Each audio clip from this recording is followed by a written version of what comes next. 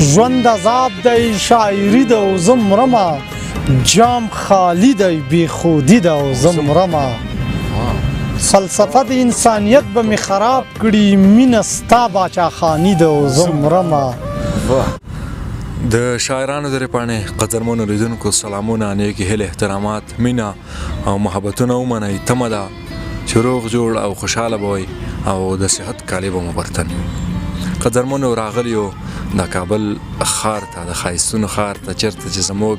ګران ملګری فرید احمد تسکین صاحب اوسېږي قدرمنو تسکین صاحب مې پخوا کې کرال لري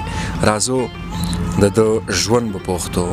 او شعرونه به ترې ریکارډ کوو کوشش کوو چې څه پوښتنې هم ترې وکړو تسکین صاحب زموږ د شاعرانو درې په پاڼه کې درته ډېر زیات ښه راغلاست او هرکلی وایم ستړی مه شئ مننه پاچا صاحب تاسو ته درنو اوریدونکو ته او درنو لیدونکو ته ټول لر او بر افغان ولس ته یو سور باچاخانه سلام ډېره زیاته مننه تسکین صاحب محترم زموږ خو دغه وړوکی شانتې پروګرام دی نو ها مسافر او وطنوال ملګري مو په هغه شیشه باندې ویني په لومړیو کې یو غزل درڅخه اورو بیا به مخکې ځو سمه ده ارشاد غزل ده چې رڼا یم د فکر توره شپه راپسې مري رڼا یم د فکر توره شپه راپسې مري یو څوک لکه د خپل وجود سایه راپسې مري څه زبردست دی زه ولې وم زه ولې یم زه ولې داسې شومه زه ولې وم زه ولې وم زه ولې یم زه ولې داسې شومه زه څوک یم زه څه یم چې هغه راپسې مري څه زبردست دی تسکین صاحب بیا یې اورو زه ولې وم زه ولې یم زه ولې داسې شومه زه څوک یم زه څه یم چې هغه راپسې مري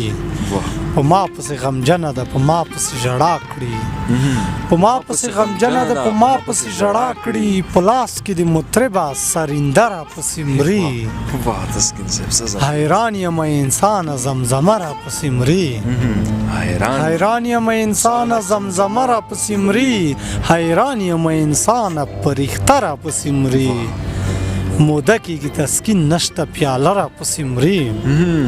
موده کېږي تسکین نشته پیاله راپسې مري موده کېږي مستانه میکده راپسې مري څه زبردست دی تسکین صاحب محترم تاسو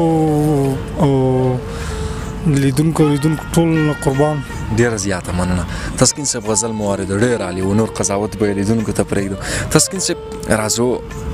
په دغه برخه کې یو څه پوښتنې هم کوو لومړی کې خو دا راته ووایه چې ژوند هم څنګه تېرېږي بس ژوند لکه څنګه چې نورو خلکو تېرېږي یا نورو خلکو په شا کړی دی مونږ هم ژوند په شا کړی دی او بس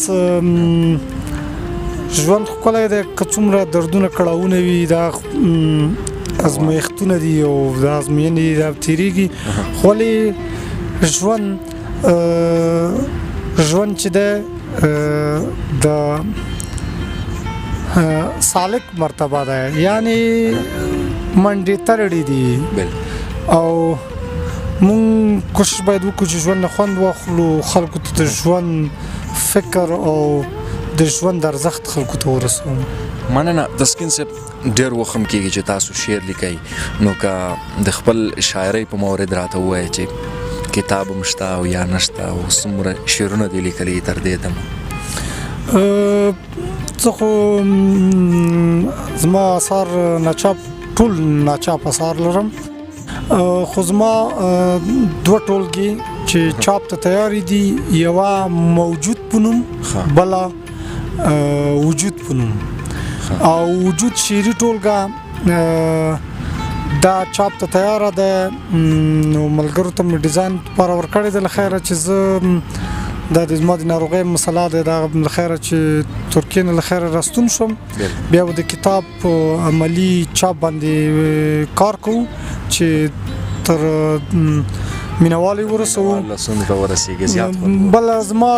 شاعري چې د فلسفې او تصوف په خم شوې شاعري ده نو غواړم چې د ژوند او د عرفان او د تصوف فلسفه فکر رنگ خوان کیفیات او جمالیات د شعر ژبه وګرځوم او شعر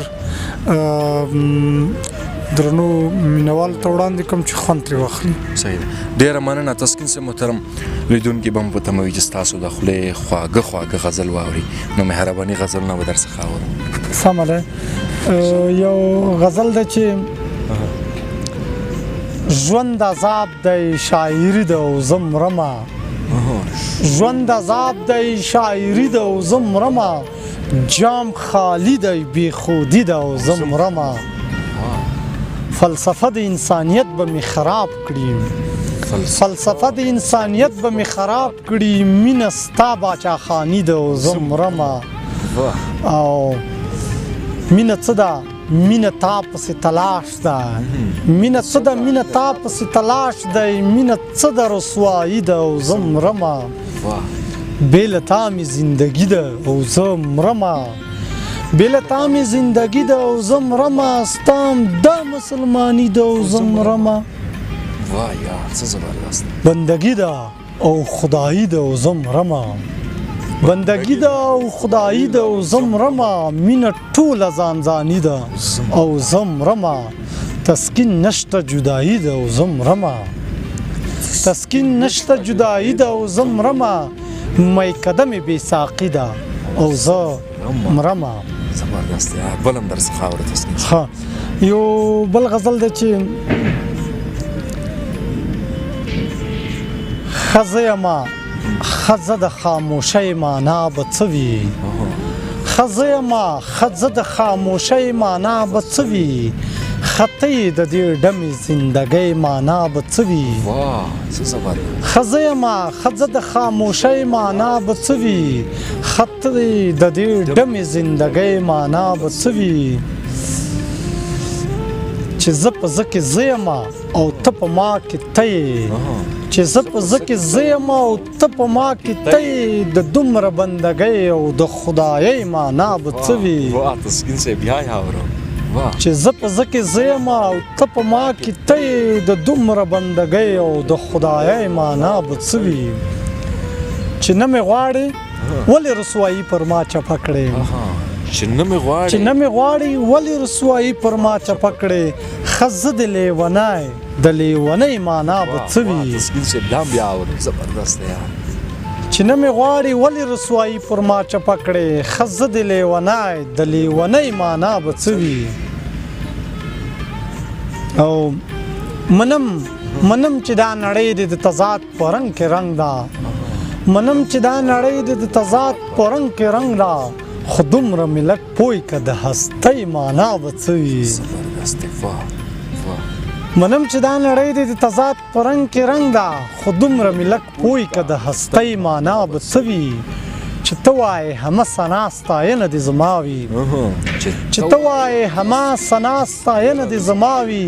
تسکین دې شم د داسې شاعرۍ معنا به څه وي. زبردست دی تسکین صاحب، ډېر عالي دی. مننه تسکین صاحب، غزلونه مو درڅخه واورېدل، ډېر عالي وو. تسکین صاحب دا چې د خپرونې وخت ته ګورو نو مخ په خلاصېدو دی، که په وروستیو کې لیدونکو ته کوم پیغام لرئ نو مهرباني. بس زه زما پیغام دا ده چې ټول لر او بر افغان ولس ته چې یووالی پیدا کړي او په یو عقلي باور راټول شي، د لر او بر د یو افغان ناره چې کومه د منظور او د ملګرو په شریکه روانه کړې، دغې شریکې په حق چغې ملاتړ وکړی، او د نوي کال په رارسېدو سره هر ځوان مین او هر ځوانې ته پکار دا ده چې یو سور ګلاب ګل خپل معشوق ته او خپل مور او پلار ته د مینې د ډالۍ په توګه وړاندې کړي. ډېره زیاته مننه تسکین صاحب محترم، دا چې خپل قیمتي وخت مو زموږ سره ضایع کړو، بیا هم ډېره مننه. تاسو نه مننه چې راغلی، خدای مو آباد لره. د شاعرانو د رپاڼې قدرمنو لیدونکو، دا وه د فرید احمد تسکین صاحب سره